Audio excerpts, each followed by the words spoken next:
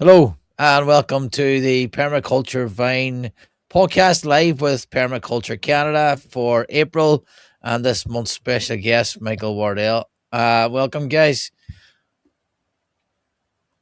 Morning, Cormac.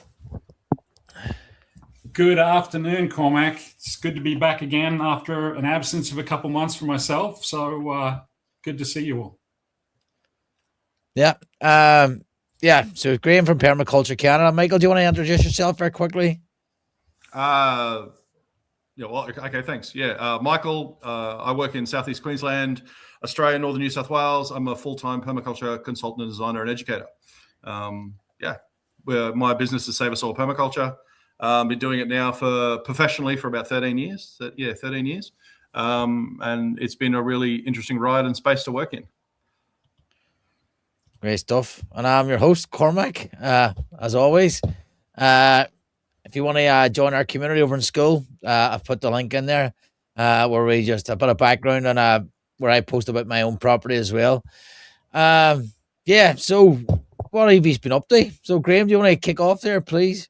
Yeah, I just actually came back today from doing my fourth day of spring installation work for my customers here in Michigan.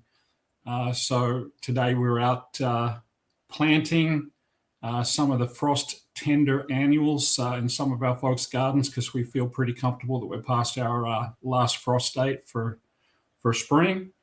I've been really, really happy with going back to several gardens now for the third year or fourth year since building them. And today was a real joy because we're at one of my favorite gardens. Cormac, you've probably seen it before, the one with the nice cedar greenhouse and the big deer fence around it. But we went back there today and almost every single perennial plant is already like 6 to 10 inches up out of the ground. And, everything's flourishing wonderfully. Everything's flowering, an abundance of strawberries coming on. So just really thrilled that it's springtime finally here in Michigan. We've had a fairly long winter as things go. Most of my winter work is usually indoors, because it's just too damn cold to get outside. And so we've had a few days now that have been in the sort of 60s and 70s Fahrenheit, sort of 18 to 20 centigrade, and just nice and sunny, and it's good to be outdoors again. I'm well advanced this year on everything going on at my place on the farm of 7 acres. Probably the best start to a year that we've had since we've moved here in terms of progress and activity. So we've got all of our perennials are up. My 1,000 asparagus plants are all shooting up, asparagus spears everywhere. Raspberries are all leafing out and about to flower. Strawberries are flowering. We've probably got, 1,500 garlic plants in the ground this year, which is a fairly good record for us. They've all come up after winter, and a lot of other annuals already planted. We've started the year very early in January by putting a lot of seed into seed trays under lights and on heating pads in the basement. And it's probably been our biggest year for doing that and getting in advance on stuff. And for the first time, that's also enabled me to actually take my own seedlings to my customers to plant in spring, which is a real big advancement, being able to do that instead of buying stuff from the nurseries. So that's largely what we're up to. Like I said, there's 4 customers that I've been in to visit so far to start their spring gardening and get an understanding of what they want to see during spring and summer. And I've got 10 customers in total in Michigan for ongoing work, and expect to be seeing the rest of them over the next week or two. Great stuff. Have you been down to Shearer's yet? Yes. In fact, that was the last garden we went to this afternoon. So we've been to Shearer's place 3 times now. 2 days of work for myself and my daughter Lily, who's now my team member, for helping me on the install work. And at Shearer's place, we spent the first 2 days just getting all of the weeds out of the garden and stuff like that, cleaning up from winter and stuff that we didn't do in fall. And we started planting some perennials, the stuff that can handle the cold. We planted last week, and today we planted some of the summer vegetables. Yeah, Michael, Shira came on the podcast. It was interesting one that was basically was telling us about what it's like to get a permaculture design from a client's point of view. That was really good. So if anybody's listening, they want to check that out, go look on the YouTube channel. You'll see that. That was a really good episode. Michael, do you want to tell us what you've been up to? It's been a crazy kind of month, actually. I just, as you and I were talking about last time when we had a chat, I've just finished doing my 15th PDC as a student. So Robin Francis was, for me, it's about professional development and continuous learning. And so Robin Francis is retiring. And so that was the last PDC she was ever going to do. So after 50 years, she brought 50 years worth of experience to play, as well as a lifetime, like 145 PDCs she's delivered around the world. And all that came to play for her last one. And so it was absolutely worth the time, effort, and energy to get down there and do it, and absolutely mind-blowing. So that was really, really interesting. And having those conversations, there was a few others that were there that have done a number of courses and have got businesses as well. And so, it wasn't just that, it was the conversations we had around the fire or around the table of a morning with morning coffee about the sort of learnings and the applications and that as well. So, and that's led to some deeper conversations amongst a few of us afterwards as well, which was absolutely incredible. Coming back, I've got, I had to come back and work with my clients. So I've got a large client base that I'm working with. So I had to catch up work with that. So that was actually pretty hectic for a little while because I had 2 weeks away. And so I had to make up on those 2 weeks when I got back. There's a number of local nurseries that unfortunately have closed recently just due to all the financial pressures and issues.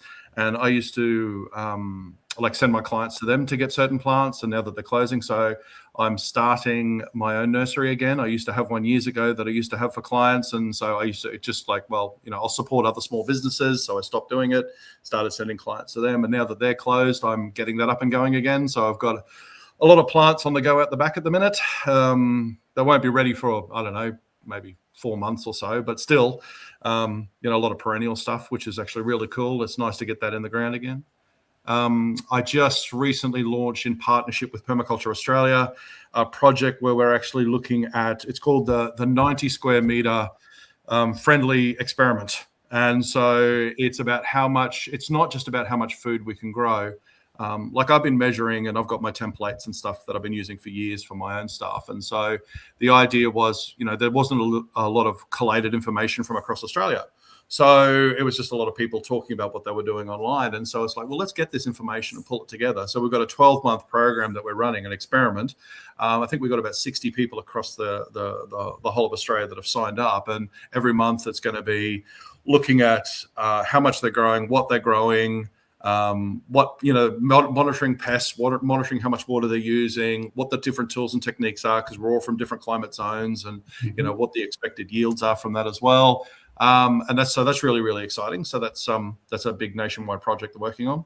And also there's a local bioregional design thing that I've been asked to pull in on by an NGO it's sort of funding the project. So for the next 3 years, really diving into not just looking at individual consult work on client sites, but looking at it from a bioregional perspective. So that's actually really cool. I've been spending a lot of time a few weeks before I left to go on that PDC, but I've spent, at least 2 to 3 days a week since I got back on that project, getting things going. So, reigniting and moving the local seed library in that area, which is actually in libraries, so you can borrow them like a book.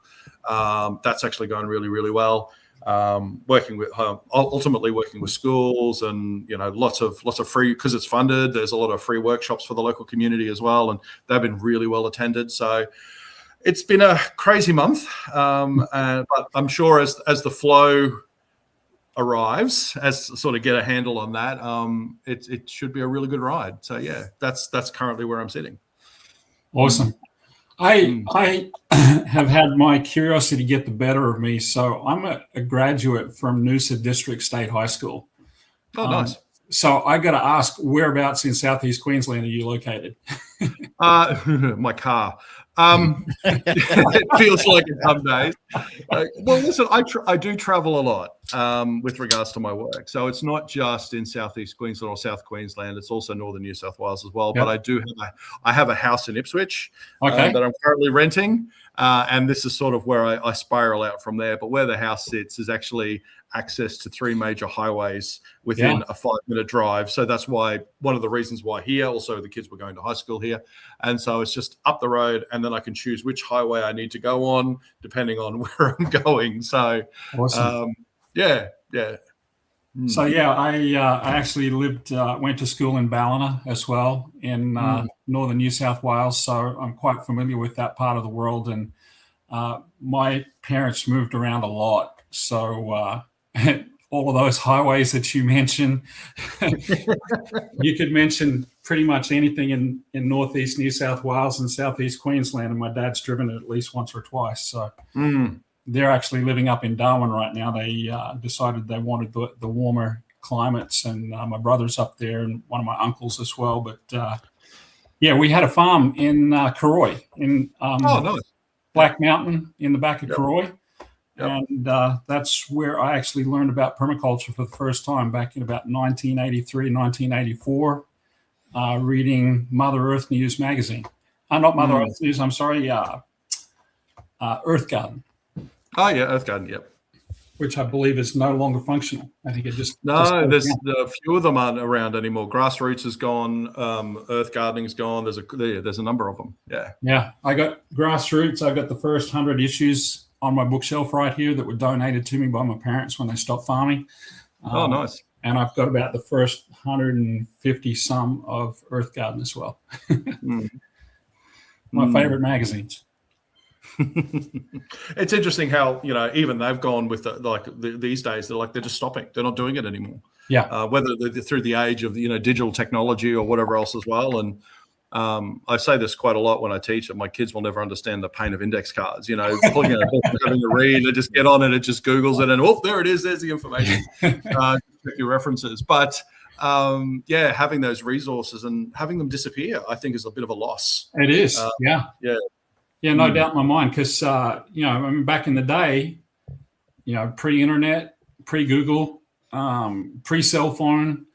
It was the magazines, a subscription magazine where you found all this information, or it was a trip to the library, to go that's to right. the town or city library. So I've caught myself more than once saying to the kids back in my day. I thought I'd never say that, but no, I am saying it. Yeah. Yeah, it's certainly different now in terms of the ability to get information at your fingertips a lot quicker. Again, with search engines, back in the day, when I say back in the day, for me, that was, I think 1999 was the first time I used Google to do a search. And I don't think that they were at 10 million web pages that they'd indexed at that point. Might have been maybe a few more, but it's a different world today, with all the different tools available, such as AI, to do research work.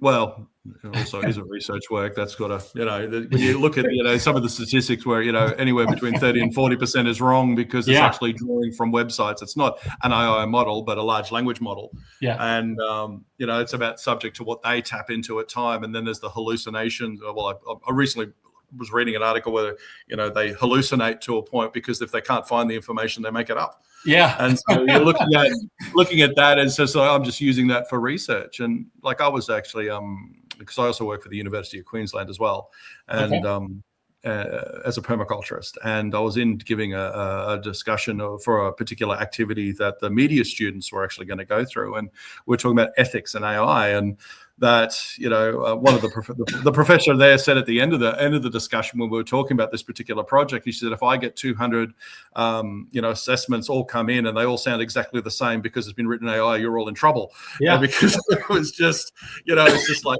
hammer the information in and whatever comes out is what comes out. And it's like, well, actually, where's the personal touch, where's the experience, where's getting down into that space, right? And the I guess the experience of place and the application of that knowledge rather than just whatever is spat out whether by, you've just Googled something or you're using an AI model. Yeah, I mean, you probably heard the expression that like politics, all permaculture is local. And, from that perspective, it's the human involvement that is still the most important to me. Today, doing the install work that I was doing, putting plants in the ground, being able to make observations of things that worked, things that didn't, AI can't help me with all that stuff when I'm at my customer's location. It can't tell me, yeah, your viburnum died over the wintertime. You've got to go see that and find out why and figure out for yourself. But we had 3 other people there who were just taking over the routine maintenance of the gardens for this one particular customer, that sits on 10 acres. So they've got a lot of lawn mowing and other garden work to do. Fairly wealthy client that, has lots of garden space and enjoys their garden being, really nice aesthetically. So they've hired, quite a number of people to come and take care of it. And they're having those people at the moment in my space, just doing all the things like getting the grass and weeds and stuff out of the garden, so I can come in and plant and not have to spend time on, those other activities that would cost a lot of money for me to do.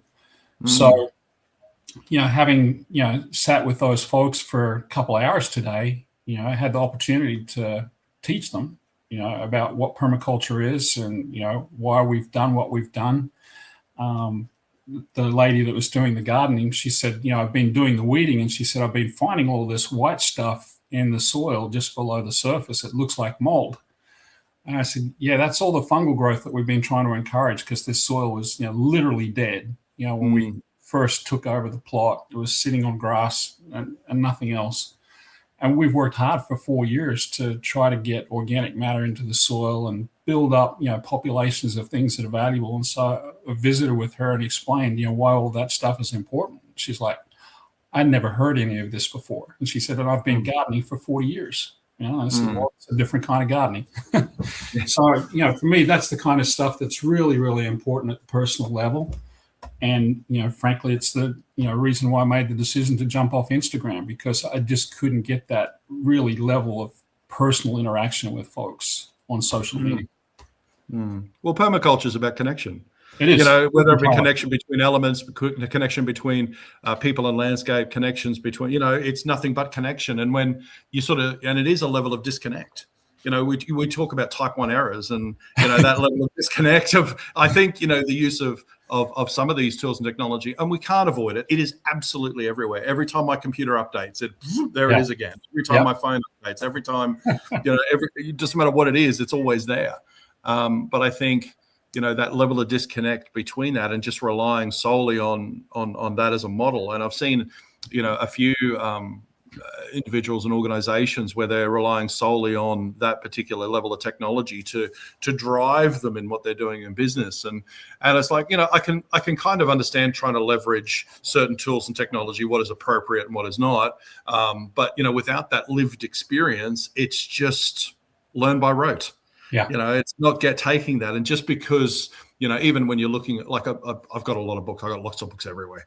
I've got so many books, I haven't even read them yet. I've got piles and piles. But the point is, as I'm going through and reading them, and it's just because it talks about a particular technique or tool, it's only in context. And so it's like, well, that's their context. And so for me, I've got to sit there and think about it and go, well, how will that work in my context with my client? With that, and it's like, okay, if it's not going to work verbatim, right? What changes do I need to make? And it's the same with soil amendments. It's the same with cover cropping. It's the same with particular plants. It's same, it's finding that niche based on experience, not just what you learn from a textbook, because it's not always accurate for context. No, certainly not. And that word context is really important. Again, coming from Australia as I do, and then moving to, the United States, I learned very, very quickly the difference about context from the two locations. And, even even within Australia, I lived in, two main areas, I guess you could say, in my adult, post-college life, married with kids kind of deal. And so Queensland's one of the places that, I remember most fondly, from my high school years and working on my parents' farm and growing so many things in, what is really an ideal climate for growing pretty much anything. And then moving to Western Australia, where I lived up in the hinterland and on the inland plains inside the ranges. And the rainfall there might be 6 inches a year, call it 15 centimeters, 150 millimeters.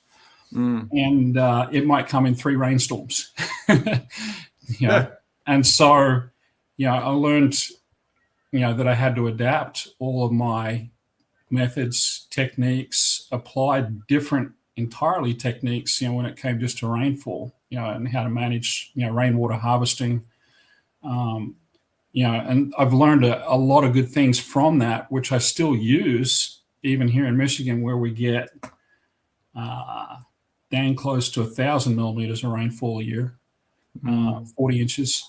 And so, people come to my place for a farm tour, and I've got rainwater tanks collecting rainwater off my roof. And they go, "Why do you do that?" I said, "Well, I've been here 14 years, and for 5 of those 14 years, I've had situations where the rainfall has been almost non-existent for 6 or 8 weeks straight.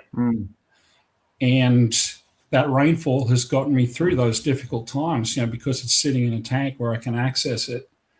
I've got a well, and I can operate the well anytime I want to, but I just don't like wasting electricity, and I don't like, putting too much pressure on my well to use it for irrigation purposes, because it's really only designed to supply my household with water. And so the rainwater tanks are the way that I get through those dry spells. I've got probably 10,000 liters, call it 2,500 gallons of water storage. And, I can use it in the springtime to water all my seed trays when I'm growing all my vegetables, etc. Anytime I plant any new trees, I always make sure that they get irrigated well for the first year until all the organic matter gets built back up in the soil, and I can store water there until everything's mulched. So, and that's 2 completely different, juxtaposed contexts that are using the same method. So Western Australia, where I had a much larger rainwater storage tank and lots more horizontal surfaces to collect it with, but still using the same method here in the United States and in Michigan with much higher rainfall, so that I can avoid the need for using, other sources of water, when I have a dry patch. And unfortunately, those dry patches seem to be getting longer and a little bit more frequent. So. Yeah, well, I mean, you coming from, from this particular region, the longest, like the 2019 end of drought that we experienced here, it was something like 5 months without rain. Yeah. And so, where I was living at the time, it was 250 millimeters was the lowest it got as far as rain was concerned, when normally it was about 700. So it's just massive. And, I was reminded the other day, actually, I was on another Zoom call, and one of the other the people on there reminded me of something that a friend of mine and mentor said, so Dan Palmer, and they were talking about climate and climate, landform, and water. And when you're looking at it from, say, for example, and this was the quote, was that, if you're looking at it as if you're playing chess, climate is the chessboard. Yeah. Landform is the rules. Water is king. Yeah. You lose your king, the game is over. It doesn't matter what climate you're in. Yep. Nutrient cycles differently in different climatic zones, whether you're in, tropical or temperate or arid. Yep. Okay. And understanding those rules as far as soil biology is concerned, but also soil is something we can work on over time. But water, without that, none of it works. So, where do we start needing to put, there's a lot of emphasis on soils, but where's the emphasis on water? Yeah. Well, you know what I mean? From my perspective, water is always the first thing I look at. And, what you don't know, Michael, I'm a chemical engineer by training, and I spend a lot of my time in water treatment, so municipal water treatment for drinking water, making potable water for use in oil refineries, petrochemical plants, and then treating all the wastewater, the effluent. And so I've developed a passion for water over 35 years as an engineer. And obviously, from a permaculture perspective, and coming from the driest continent on Earth except for Antarctica, the framework of living in Australia and living in dry, arid parts of Australia, like the plains of inland Western Australia, and also up around places like Port Hedland and Newman, up in the northwest, which really only get wet when a cyclone comes through. And so, with all of that in mind, coming here and, seeing the differences in rainfall and everything else has really, continued to put that emphasis on water first for every aspect of work that I'm doing.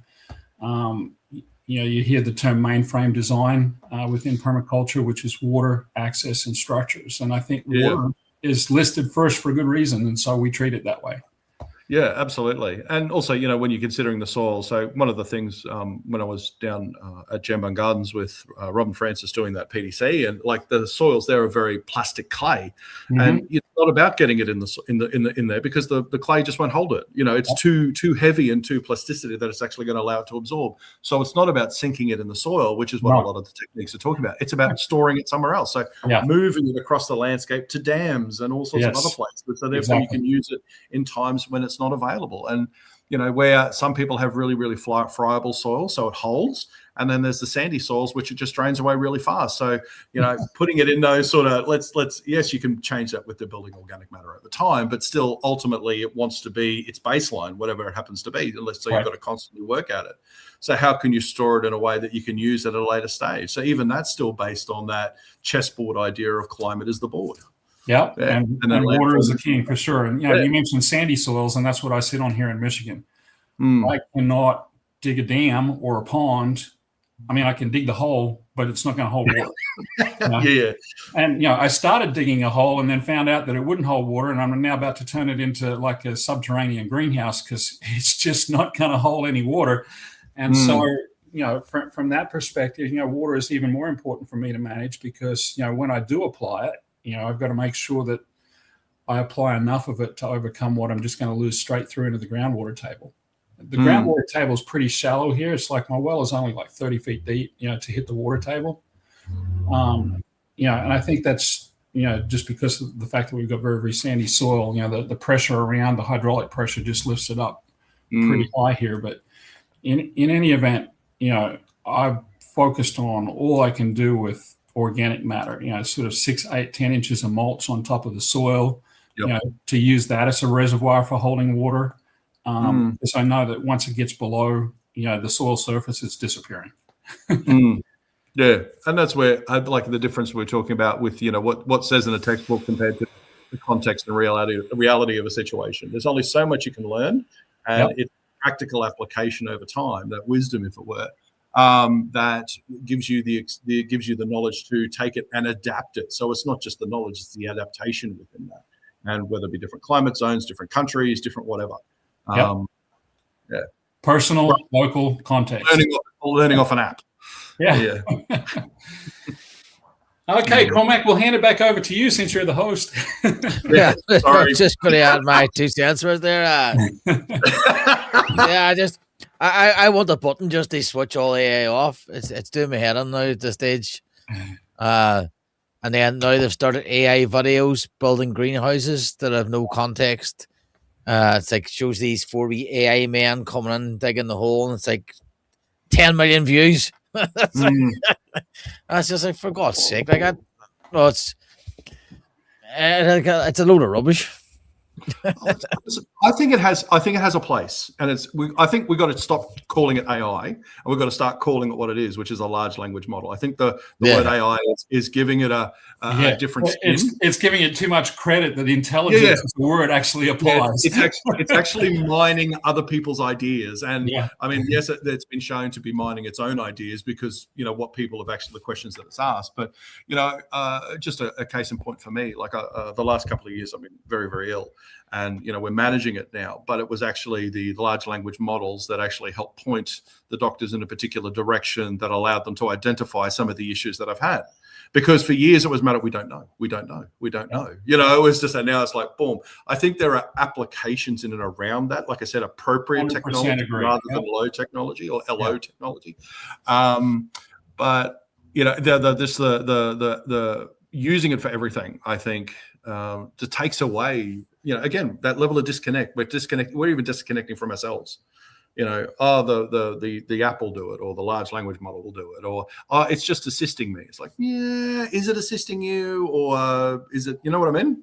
Yeah. There's various levels of choice within that. Yeah, I've been using it to a limited extent for some of the engineering consulting work that I do, and it'll be pretty discrete activities like, find me all of the research papers on this particular process and the yields that have been generated in a laboratory setting. Bring me those papers with web links so I can, then research myself, those papers. And I found it effective for doing things like that, but there's some pretty severe limitations depending on sort of what version of the model that you might purchase, or whether you use the free versions or not. And one of the limitations that I've found is that it's really only able, and it doesn't matter which model you're using in terms of large language models, whether it's Claude, whether it's Perplexity, whether it's ChatGPT, they're all limited by only being able to see what they're allowed to see. So there are certain databases for technical research papers and patents and stuff like that where the large language model just can't go in because they've got to go through a paywall or something like that first. Or there's copyright aspects and they can't convey to you all of the information, they can only paraphrase it. Yeah. So I've had that situation occur already where I said, okay, I've got this patent in Mexico that I wanted to look at. Can you translate it verbatim into English for me? No, can't do that because of copyright. I can give you this general overview of what it says, but that's it. So there's limitations, and I experimented with it just for fun to see if it could come up with any kind of design, or even a basic plant list, and it failed miserably. Absolutely failed miserably. And not to say that I'm personally the be all and end all for permaculture knowledge, but it couldn't come close to the list of plants that I already know grow within my Zone 6 climate here in Michigan. Didn't even get 10% of them. Yeah. And all of that information I know is public because I go to a lot of plant databases myself to find the same information. So yeah, I see there's some severe limitations to it. I know that will change, as more and more people spend more and more money on it. But for me personally, again, this is probably another reason why I decided to leave Instagram, and we'll probably leave some other social media, because my feed was just getting filled up with absolute, pardon the word, shite, from AI generated content. It's just total slop. And so I got tired of seeing that. You can't exclude it. It's the way people use, to communicate these days to try to get clicks and sell their product. And I just don't want to be part of that myself. Also, there's expectations with regards to using it because of the increase in work capacity as well. So there's a lot of businesses out there, and I know I've had clients that sort of expect me to be able to deliver things quite quickly because, you just chap it into AI, and it's like, no, I don't work that way. So it's just, I'm sorry, I'm a little bit old school on that. But when you're looking at, I've had a number of PDC students over the years or the last couple of years anyway, who have tried to do their design work from doing the permaculture design course using an AI model, and they've come back and said, we just can't do it. And because you're disconnected from the landscape. You're just typing in something into an algorithm, and it's drawing in from other websites and other things. It's not creating; it's just rehashing in a way, and it's coming up with something that may not suit the climate. It may not suit the way the land is falling. And I mean, there's been a number of consults I've done over the years, not often, but there's been enough of them where they've got a consult from someone else, but it was all done via Zoom or some other platform, and so they never actually got on site. They were looking at all the digital data, making some assumptions, and then applying it to a landscape in another country or in another space or on the other side of the country. And when I've actually got over there and had a look, because they were having problems, and it's like, well, the disconnect is while it's their opinion based on what they see, it's not actually on the land. Yeah. I think Bill used to say the map is not the territory. Yeah. And it's really not, when you get out there and it's like, I can have a look at the maps and I can look at all the data, and now with LiDAR and all the different layers we can get, I mean, it's really incredible with the amount of knowledge that's available. And I've come up with made some assumptions, and then I've arrived on site and I'm like, all those assumptions just went out the window. I'm just throwing that out. And we're going to do it here now, because what I've just noticed is completely different from some of the things that it's showing on the metadata.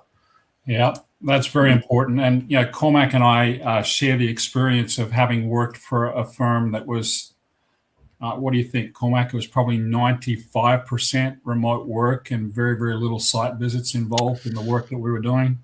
Well, it was detached. So when site visits where it was somebody else, it was an installer doing the site visit. Correct. So for a design point of view, I think it's all right for small properties where you pretty much assume that the backyard is say crap. You just assume that you're building everything on top of that. Small urban plots, but I think when it gets bigger, then if an installer goes, but for me it's tricky. And then for me now as well, it's more, that was a way, it was good for me starting out, but now it's like, no, you'd want, at the time I thought that was the be all and end all. You just handed over your drawing. No, here's me imparting my knowledge on you, but it's actually about the client and the install and the work user doing. It's like more, you have to be working with a client all the time and doing stuff on the ground. So what I offer on school is like a getting started. So I'm not actually doing, I'll do a design saying you need X, Y, and Z, but then I'll try and find someone, a local designer, that they can work with that actually is on the ground. Because I'm sort of past the remote stuff now. And especially this week, I've seen an AI design's been offered. It's like no chance. Yeah, no chance. Kidding, right? Just no. Yeah. I mean, working for that particular firm, I think, Cormac, you'll probably recall that I became the most prolific in terms of selling the designs on behalf of that company and also completing the remote design work. And I worked with a lot of the installers, because I was also providing them with, some of their training. And, one of the things that I learned is that, installer A, installer B, installer C all have their own perspective, some of which is not informed by even the most basic knowledge of permaculture, because they were recruited as landscapers and not necessarily understanding, the concepts and principles of permaculture. And, quite a number of them realized that was a problem and actually went and, started looking at getting their own PDCs and, reading all the books that they could, because they realized that they were deficient in their knowledge for applying permaculture rather than just sticking plants in the ground, which is what they usually do. And so, what I've learned from that experience, and then, the last, call it, 2 and a bit years of being on the other side of working for that particular firm, all the work that I'm doing locally now, to gain designs is on the basis of visiting with people personally. There might be an initial consultation first just to say, hey, look, what do you want to achieve? What are your goals? What's your budget? What's your location look like? But, we've been fairly then insistent on doing site visits in order to ensure that we can get the complete context. Going back through those 65 or 70 designs that I did in 3 and a bit years, where I did the site visit myself made all the difference in me being able to see something that I would not have seen remotely. And, whether it was a soil type that I didn't recognize, the soil databases here are pretty comprehensive, Michael, but they don't drill down to the meter level or even the 10 meter level, or in some cases, the 100 meter level. So like if you're doing a design for somebody's urban backyard in Florida, you can't necessarily just assume that everything is sand. You have to go and visit and see. Yeah, absolutely. But even you might think that it's easier on a suburban design. There was what comes to mind saying that there was a design that I did a few years ago now, and we got on site. We came up with these ideas and concepts. It was going to be a herb garden at the front and all this sort of other stuff. They were a naturopath that were going to be using it within their business and their context, and then we sent away a soil test. Now, what came back was the chromium-6 level was 3,000 times higher than safe limits. Oh wow. You don't see that online. You don't see, and it's just like, whoa, right. change of design. We had to really seriously change it, and the cost of removing that contaminated soil, and it was up the top of the hill, it was at the front of the property, so you got to be careful with disturbance because of erosion, and then there's everything else behind that, and so the cost of removing that soil was going to be absolutely astronomical. So we ended up locking it up with native plants and just turned it into habitat, and that was the design. But that's really interesting, that because Chromium-6 was the very first project I had to deal with as a environmental engineer for Shell in Australia. One of their neighbors was a producer of the chromic acid materials for the tanning industry. Over 70, 80, 100 years of operation, that stuff had migrated out of the neighboring property and into the wetlands that was in the middle of the refinery that I was looking after.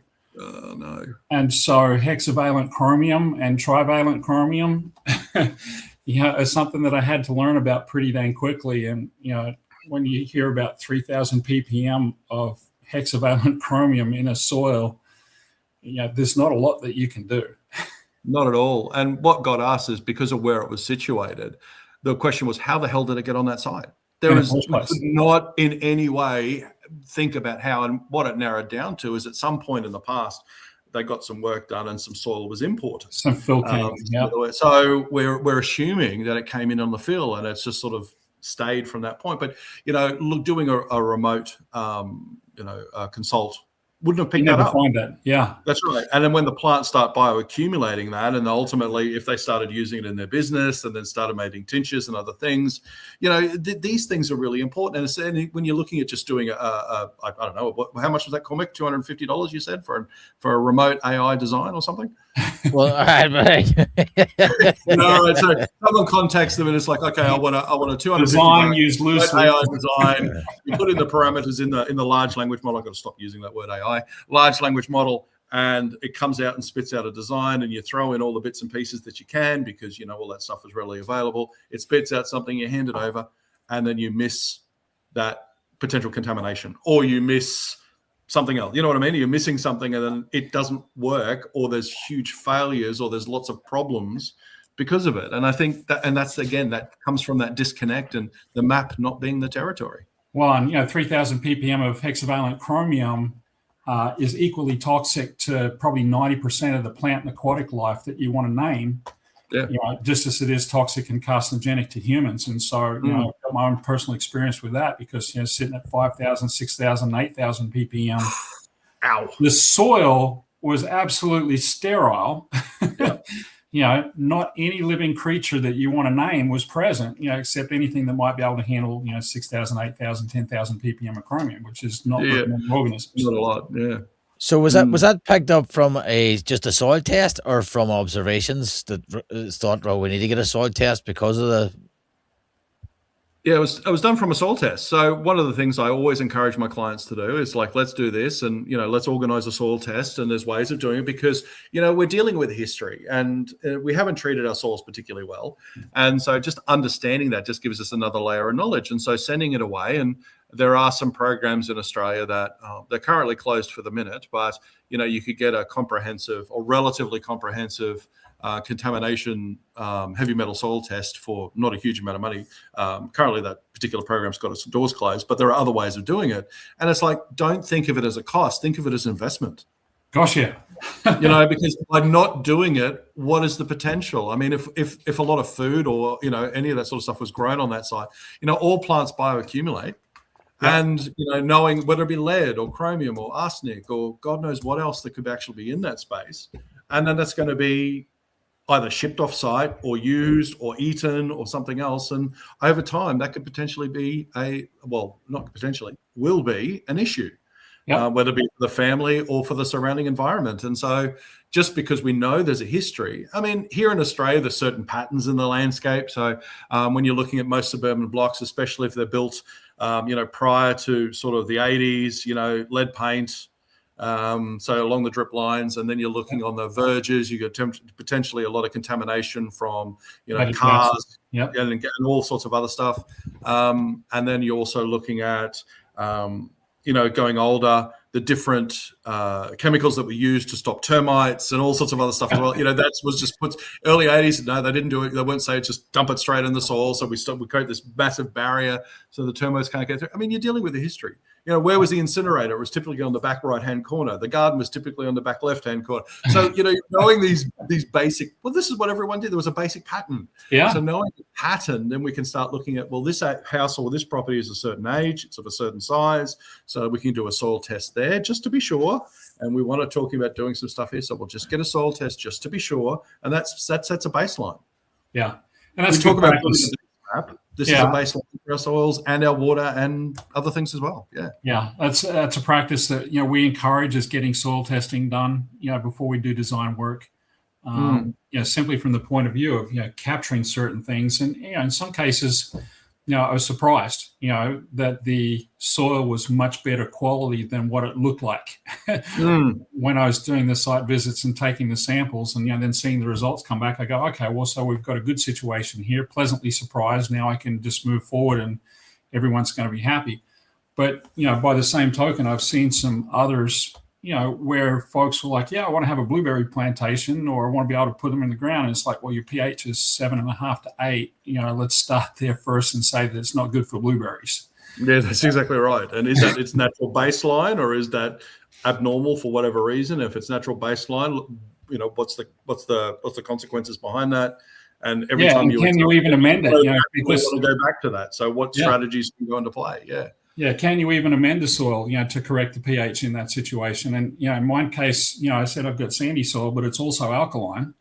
And I can't put enough acid or sulfur or anything else into it to move the pH downwards, So my blueberries are in pots and will forever be. Yeah, and that's it. And that's it. Just from that information, you can choose the tools and techniques that's going to work. Yeah. Or sometimes the answer is no, and that's okay. Exactly. Yep. Yeah. Very good. Good stuff. I suppose I may give my update now. What are you been up to, mate? Who was he taking over your show here, mate? Yeah, it's all good. Yeah, I had frost in the window the other morning. But ice formed. It dropped to 4 Celsius. Oh wow! So it was about ice on the car, but the ground didn't freeze. So I'm way behind as usual. I haven't started my seeds yet. And it's May, but I'll not be growing a wild pine anyway. It's basically just lettuce and stuff. So I'll soon catch up. I built a wee mini greenhouse this week from some IKEA shelving. So it's 2 foot by 8 foot, the world's smallest greenhouse, I'm calling it. Do you go with the theme, Graham? Yeah, I'm going to say, not the world's largest man cave. No. So Michael Graham's got the world's largest man cave, and I've got the world's smallest recording studio. So we're working on different scales. That's about it, really. So I'm taking out the grass out the back. I'm putting wood chip on. So basically, for me, it's just time. It's just getting stuff. But I'll get there. So I actually made some dandelion microgreens this week. I'll give that a go. So they're starting to they've germinated now, the seeds. So that worked. I'm hoping now. So I seen it on Instagram, funny enough. You've got to be the first person I think I've ever met in my life that has intentionally planted dandelion seeds. Well, it was this video off Instagram, and the guy that's what he makes, dandelion. So he collects the seed heads. But I was laughing with a wee girl. I done it with a wee girl, and we were saying we were going to spray them up on Granda's lawn. Yeah. Because he absolutely hates dandelions. Well, it's funny because, if you want, I can ship you probably about 50,000 pounds of them, because the solar farm next door is just all turned white with all the snowballs on top for the dandelions that are going to seed right now. So I'll have 10 million of them next year on my place. Oh, you'll be tortured. But are they not just an indicator of something else, lack of calcium or something? Well, they can be, but again, context. Yeah, it's really hard to get rid of dandelions on 7 acres when the neighboring 160 acres is covered in them. That's right. Yeah. And they're going to come up one way or another, whether the calcium, Yeah. I don't know if you remember Cormac, I made a post, I don't know, probably a year or so back about Canadian thistles on my property. And, I challenged the Canadians to keep better control of them and keep them on their side of the border. and Lindsay, being the parochial Canadian as she is, she said, "Oi, they're going to school you. You're going to learn a lot about your land." And I'll tell you what I've learned about Canadian thistles. When the soil gets better, the dang things just get bigger. And I'm trying to be polite and not use several different cuss words in front of dang things. I've got some really, really good parts of my property where I've managed the soil, put in all kinds of fertility in the form of compost and manures and, mulching and all the rest of it to overcome some areas of deficiency. And I've overcome them successfully in that, I've got wonderful growth of plants. But when a Canadian thistle gets into one of those, they just get like 10 feet deep in a hurry because they're using up all the excess nutrition in any fashion that they can. And so, to say that a weed is an indicator, go back to that word context again. Sometimes it is an indicator of something that's wrong with your soil. And I can promise you this is that Canadian thistles will be the first thing that comes up whenever I do some major soil disturbance. I know that for a fact because I've done it enough times now where I've skimmed like the top 5 or 6 inches of my soil off with a bobcat skid steer loader. And the Canadian thistles will come up with a vengeance, and they're just trying to do their job to cover the soil. It's just the first plant that's available to do it. That's why they come up. The dandelions are second. Plantains are third and fourth and fifth. So all of those broadleaf flat weeds, the bull thistles, everything else will follow. And, so I have learned from my Canadian thistles and I still invite the Canadians to come and take them home. There was a saying, I can't remember where I heard it from originally, so I do apologize. But, when you improve your soil, you don't get rid of your weeds, you just get a better quality weed. Yeah. One that's bigger and fatter and greener. And happier. Yeah. Well, I'm doing well anyway in dandelions. There's thousands of them in my wee garden. Don't let them go to seed, Cormac. I say corrected, look, dandelion seeds. Yeah, see, that boggles my mind. I do have to ask though, Cormac. I've heard rumors that apparently dandelion root is a good coffee substitute. Is it true? Don't know. I've never had it. I've never tried it myself, and I promise you, I've got enough dandelions here. I could completely replace my coffee habit. Yeah, listen, I have doubts around that. I mean, this coffee is this essential nutrient as far as I'm concerned, but will dandelion root actually replace that or not? Yeah, but see, substitutes. Chicory is another one. That is reputed here in the U.S. because apparently during the Civil War, it's like, no, thanks, I'm having my Brazilian coffee.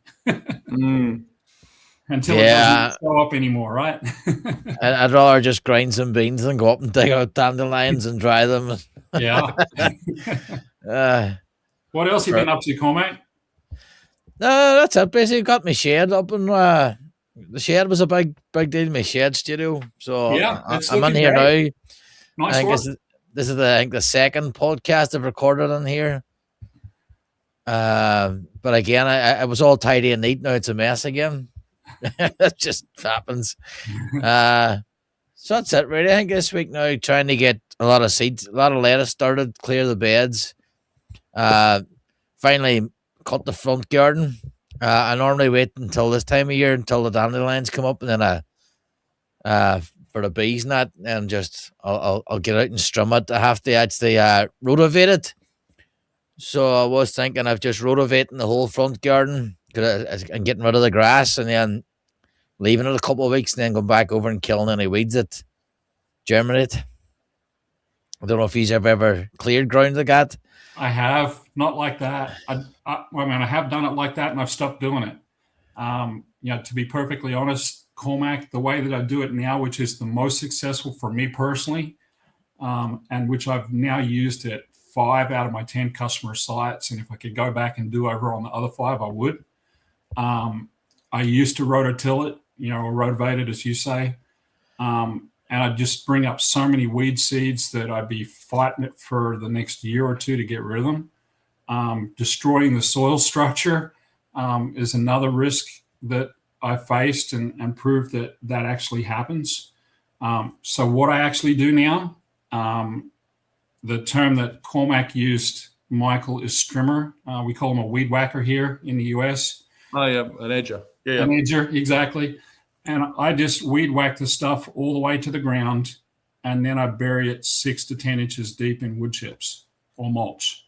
And that has been 95% successful in eliminating all of the grass and most of the weeds, like your deep-rooted weeds, like your dandelion. I'll occasionally get some dandelions come up through, or some chicory come up through, or yellow dock, but then I can easily remove those because the soil underneath then stays wet, cool, and it's then easily able to be manually remove those remaining weeds. So that's the method I use right now, and I've used that now for doing some fairly large areas of install work, sort of tens of square meters of clearing grass.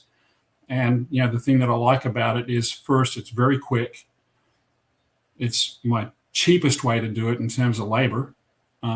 Third, I'm not disturbing below the surface of the soil. I'm not killing any worms. I'm not changing the structure of the soil.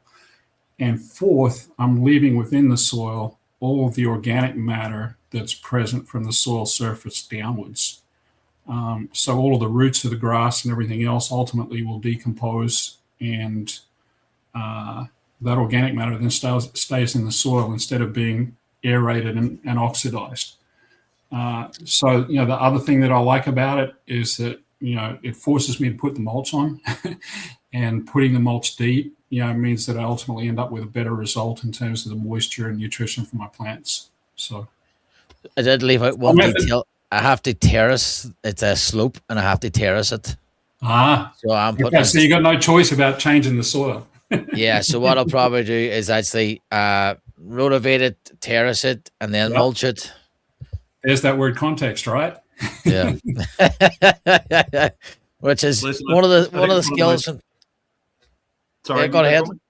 I was just going to say it's one of the skills when you're talking to a client, extracting actually what they want. Sorry. Yeah.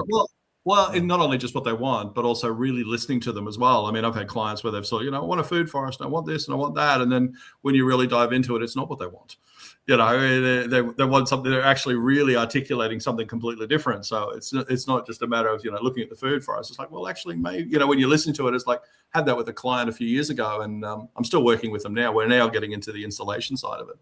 And, the whole time we've been talking food forestry, and I can't even remember what they said, but they said one thing one day, and I'm like, something just doesn't sound, it's just not resonating. So I said, listen, rather than think food forest, how about if we do something more lines of a sort of a holistic orchard, which is based on some of the monastic traditions.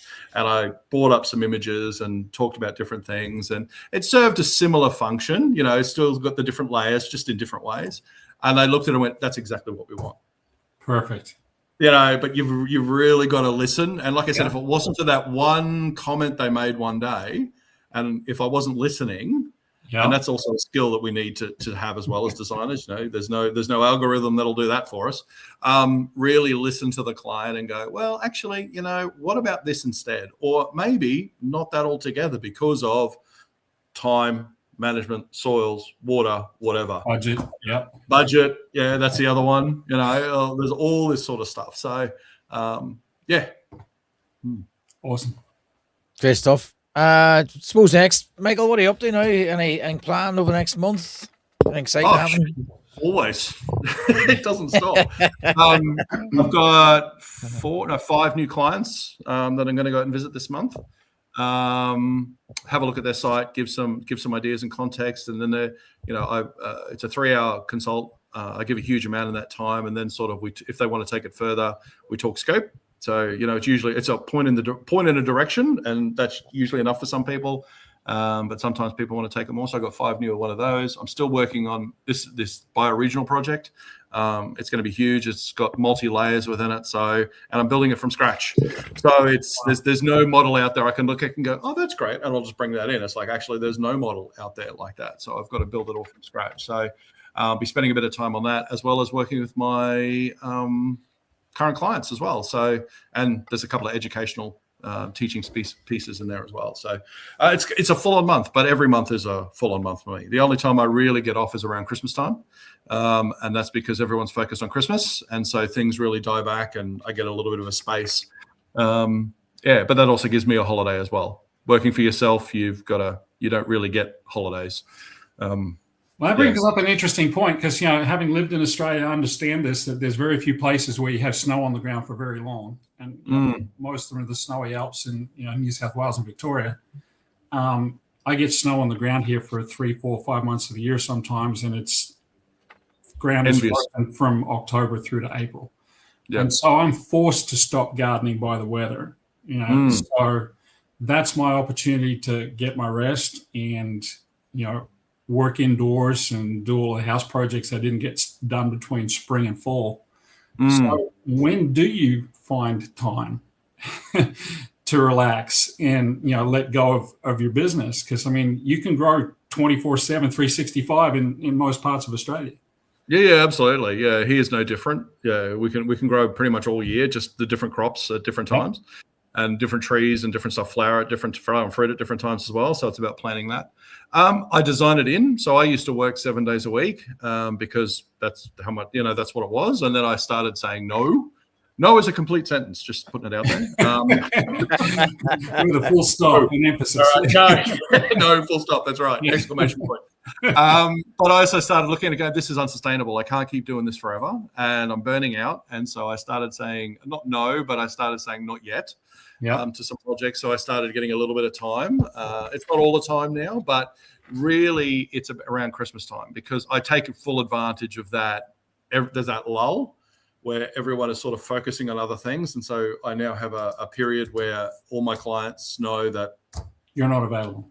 Yeah. We're not, but even then, like if they send texts or something through on a weekend, I'll read the text. And if it's important, I'll get back to them. But if it's something that's sort of minor and whatever, it's like, I'll wait till Monday. Yeah. Perfect. Yeah. I like it. Yeah. So you got to enforce those boundaries. Otherwise it just doesn't stop. Yeah. I've certainly done the same thing with the text messages. If it can wait till Monday, it waits till Monday. But if they're like about to dig a hole where they shouldn't dig a hole, I'll say, you can wait till Monday and I'll give you the answer. Yeah. When you get that text, it's like, we've got the machine on site and we're about to start digging and we're going to go, ah! Yeah, exactly. When did we discuss that? Right. And you can get Michael at Save Your Soil Permaculture. The link's there. Graham, what are you planning for the next few weeks, next month? Yeah, so most of my work at the local level is going to be,